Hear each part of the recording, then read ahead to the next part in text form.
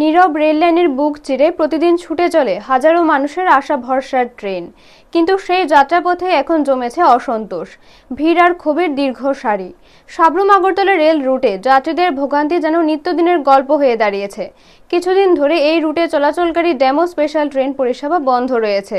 তার পরিবর্তে এক্সপ্রেস ট্রেনের কোচ ব্যবহার করে সাময়িকভাবে সার্ভিস চালানো হচ্ছে, কিন্তু সেই কোচের সংখ্যাও নির্দিষ্ট নয়। কখনো 8টি, কখনো আবার 10টি কোচ নিয়ে ট্রেন চলছে।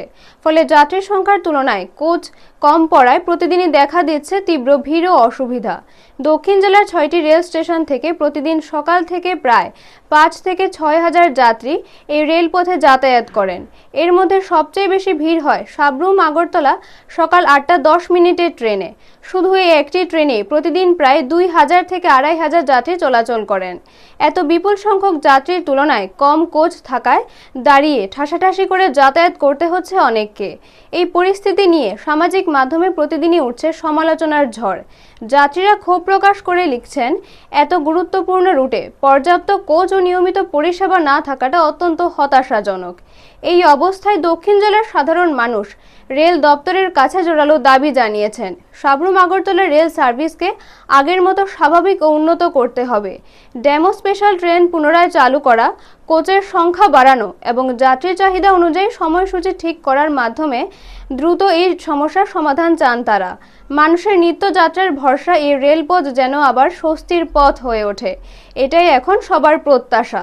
ব্যুরো রিপোর্ট, নিউজ তৎকাল 24। আমি সুনীল চন্দ্রনাথ, ভারতীয় মজদুর সংঘের সাউথ ডিস্ট্রিক্টের প্রাক্তন ভাইস প্রেসিডেন্ট।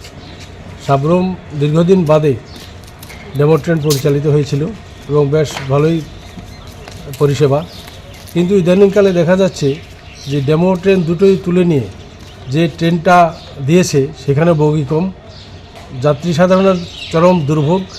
শুধু সেটাই নয়, যে অপরিষ্কার ট্রেন, সেখানে বসে যাওয়া কিংবা দাঁড়িয়ে যাওয়ার মতো পরিস্থিতি নেই বললেই চলে। এরপরেও আমরা সাবরুমবাসী যেহেতু একটিমাত্র ট্রেন সকালবেলায় এর উপরে নির্ভর, তার জন্য নোংরার উপর দিয়ে মানুষ দাঁড়িয়ে একজনের উপর একজন এইভাবে এত কষ্ট করে আসা যাওয়া।